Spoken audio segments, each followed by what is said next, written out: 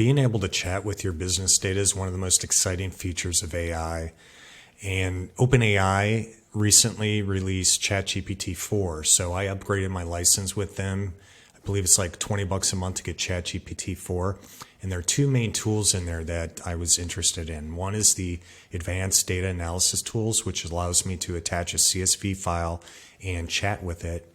The second is to build custom GPTs. I built a custom sales analyst GPT with custom instructions on how to interact with the user while they're conversing with their business data. So it's very powerful. This is a little matrix I threw together to show the tools that I've been testing out the last several months. On the left, these two here require me to upload a CSV file to the internet, so that's why I broke it up into the category of internet. And on the desktop side, I've been messing with doing custom Python apps using Visual Studio, my OpenAI API key, and just these different libraries that are available to you, like Pandas and LangChain, and I think Olama is out there now.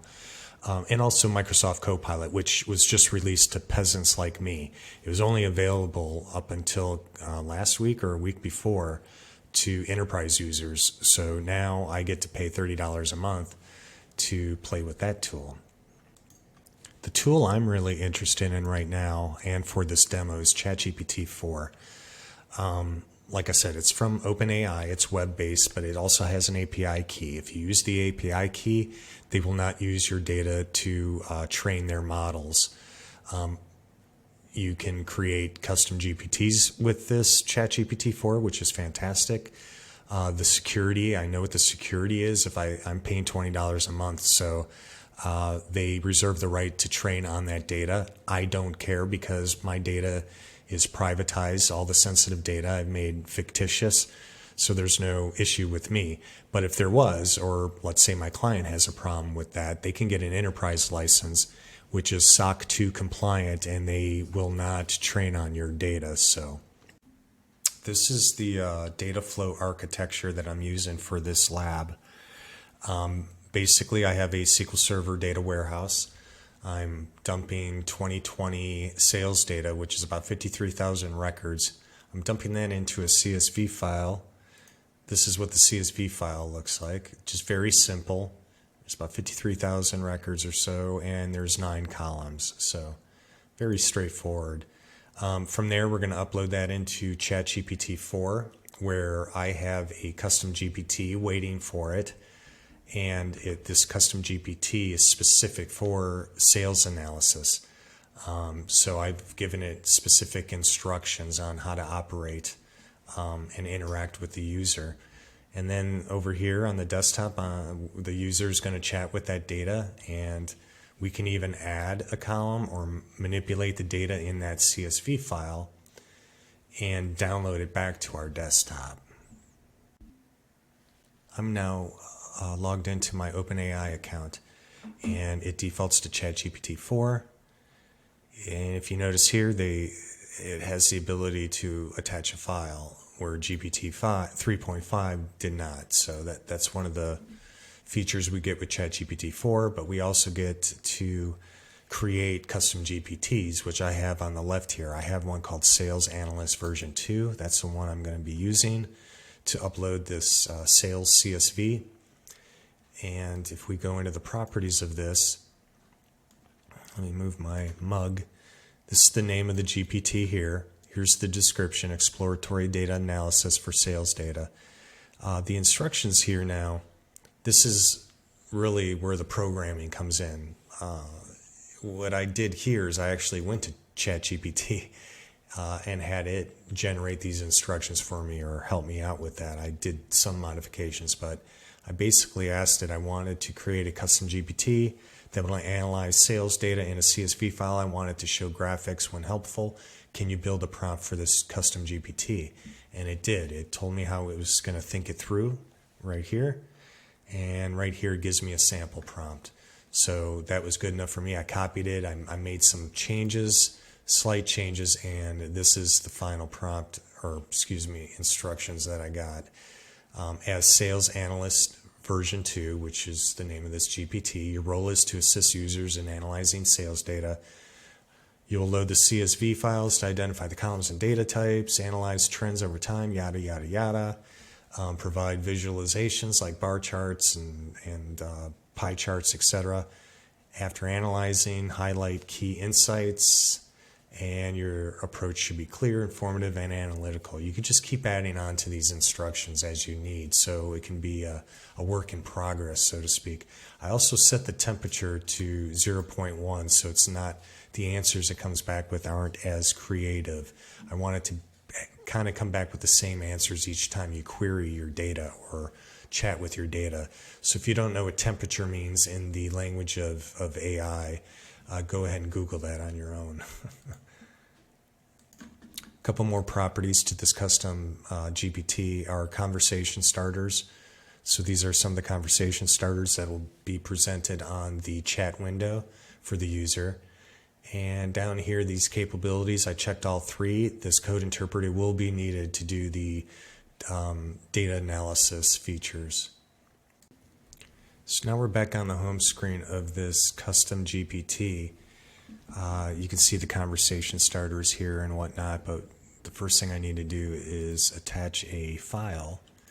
So I'm going to get my sales data from 2020, and I'm going to upload that. When this is done, it should be ready for me to start chatting with.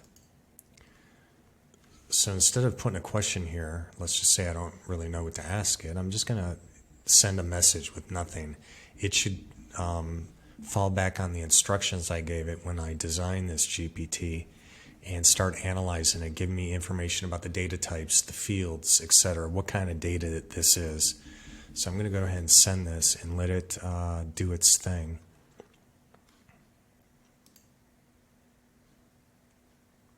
So just tell me what columns are in this file.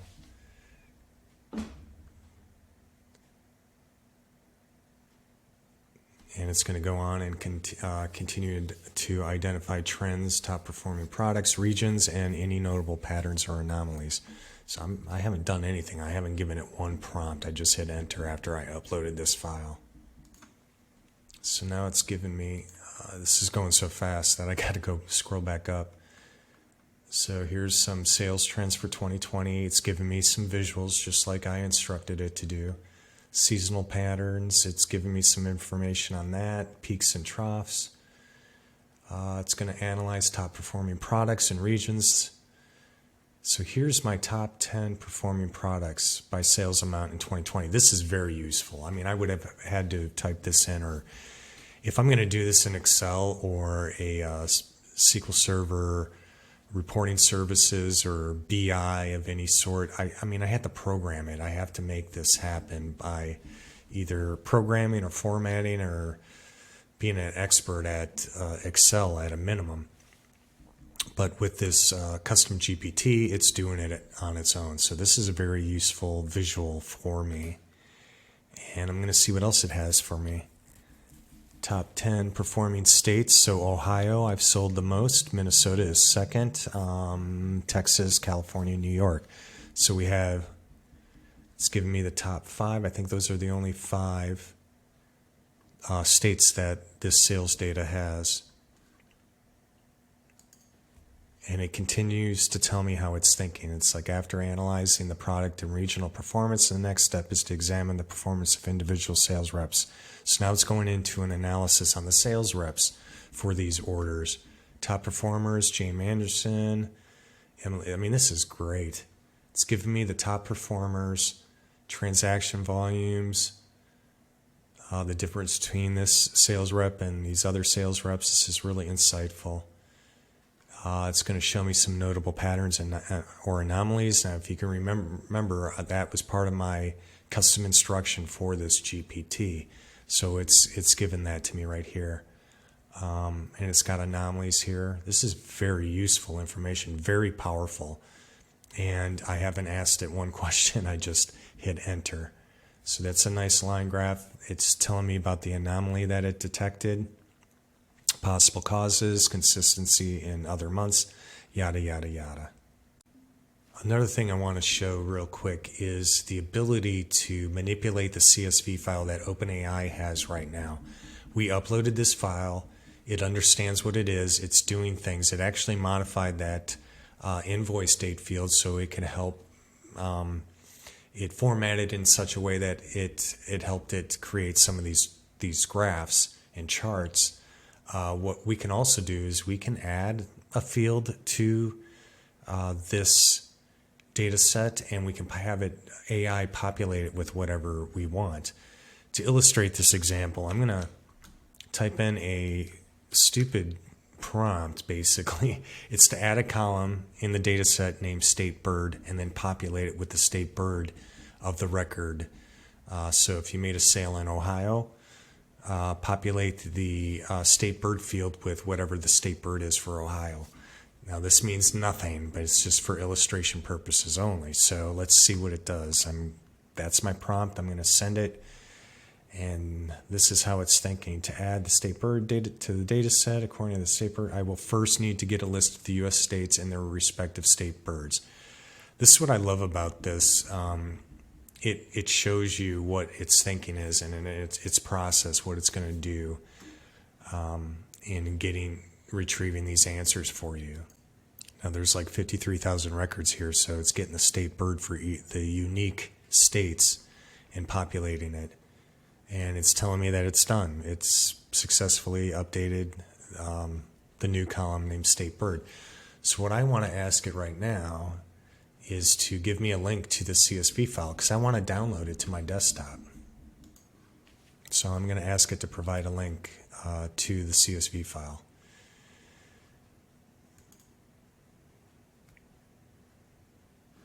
And it provides me a link. I'm going to click on that. It's downloading it. There it is. I'm going to open that up and let's see if that data is there. Yep, it looks like that state bird is there. Let me make this smaller. There's the state bird, man. This is really, really cool. Northern Cardinal is the state bird for Ohio. And come down, let's spot check some of these. Not like I'm a state bird expert, but there's Minnesota. I'm very familiar with that state bird. And apparently it's the common loon. I always known it as a loon, but apparently it's the common loon is the state bird for Minnesota. So this file is on my desktop now, and you can see how AI added that field to our CSV file and populated it with the state bird. So that's very cool. So in conclusion, a lot of these tools, they have a ways to go, but we're at the beginning of this technology, so I get it.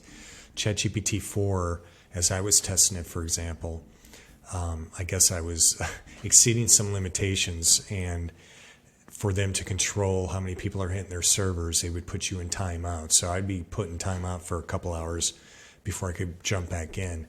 That's kind of a bummer since I'm paying $20 a month, but it seems to be improving. With Chat GPT-4, I'm allowed to create custom GPTs, which is fantastic. I'm going to do a deep dive on that here in the coming weeks because I think that's just such a powerful aspect of Chat GPT. I'm also going to do a deep dive on Microsoft Copilot since that's just been released to people like me who had business professional licensing. I didn't have enterprise because I'm just, a small company. With enterprise licensing, you need at least 300 user licenses, and I wasn't prepared to pay over 12 grand a month. So now that's available to the likes of me. So I'll be getting that and doing a deep dive. This Chat CSV from Flatfile is very interesting. As a matter of fact, I want to open this up for a second. This is the home page. It's chatcsv.co. And I have a free account with them. So I hit dashboard and I can create a new chat. So let's do a quick chat with that sales data that I have. Here's the sales 2020 data I had. So I'm going to upload that and see what it comes back with. So I don't know how it's doing its GPT. I don't have control over that. I don't have control over what a large language model it's using either, but it's a free tool, so it's worthwhile checking out. Again, the data that I'm uploading, the sensitive data has been protected, so I'm not worried about where this is going. Right off the bat, it's showing me the columns, giving me a description of each of the columns. That's really cool. And that's what it gave me for now. So let me just start asking it questions. I'm going to say show the top 10 parts by sales amount.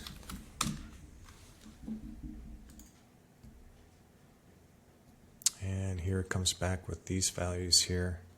I can compare this to what the Chat GPT-4 was bringing back, but you know, that's something you want to do if you're looking at different tools, is compare each one to see if they're bringing back the same types of values. So this is great. This is a free tool. Let me see if it can show this visually, like in a graph or a chart. So I asked it to please display this data in a chart that it feels is best. And it's returning a bar chart with this color here. I mean, it's not the most pleasing chart, but it's a chart, and it visually shows, represents the information it had up here. So this is just great for a free tool. But again, I don't know what's going on in the background, so that's the only caveat I can see so far. OpenAI has some licensing that's should be looked at here. I'm going to bring this up. So you have the free version, the plus. This is the one I'm doing right here, where my data could be used to train. You have team licensing and enterprise. This enterprise licensing will, the enterprise data excluded from training and default, by default, and custom data retention windows. So there's, depending on what licensing you get, you can up the security level on your data. The only thing about your data is whether it's going to be used for training or not. So however you feel about that, that's your business. But with the enterprise version, it's SOC 2 compliant, and it's supposed to be protecting that a little bit more than these other levels. Lastly, if you're going to be uploading data to the internet, I would consider fictionalizing some of your sensitive data. Like with the data I'm uploading, all the sales reps I changed those names, the company names, I've changed those, etc. So that protects some of my sensitive data. Otherwise, you're going to need a local solution. You know, have your own servers with your own GPUs in-house, your own a large language model, etc. That's a whole different beast that I can get into in another video. That's it. If you have any questions or comments, here's my contact info. Thank you. Bye.